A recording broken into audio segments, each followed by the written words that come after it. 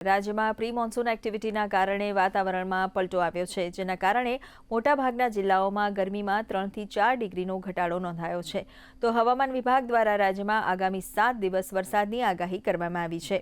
આજે 3 જૂને 11 જિલ્લામાં ગાજવીજ સાથે વરસાદની આગાહી કરવામાં આવી છે. પવનની ગતિ પ્રતિ કલાક 40 થી 50 કિલોમીટરની રહેવાની સંભાવના વ્યક્ત કરવામાં આવી છે. હવામાન વિભાગના ડાયરેક્ટર ડોક્ટર A.K. દાસે જણાવ્યું હતું કે આગામી 2-3 દિવસ ગરમીમાં 2 થી 3 ડિગ્રીનો ઘટાડો થશે. ત્યારબાદ તાપમાનમાં ફરી વધારો થશે. આજે અને આવતીકાલે બનાસકાંઠા, પાટણ, મહેસાણા, સાબરકાંઠા, અરવલ્લી, ગાંધીનગર, ખેડા, પંચમહાલ, દાહોદ, મહીસાગર અને કચ્છ સહિતના જિલ્લાઓમાં ભારે પવન અને વીજળીના કડાકા સાથે મધ્યમ વરસાદની સંભાવના છે.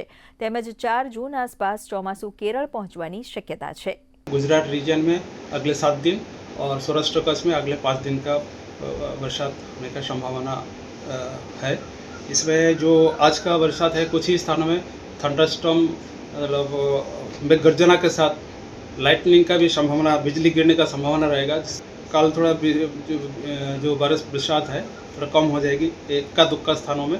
अगले उसके आगे 6 दिन तक मतलब 4 से लेकर 9 जून तक इसमें इक्का दुक्का स्थानों में हल्का से मध्यम बरसात का संभावना रहेगा.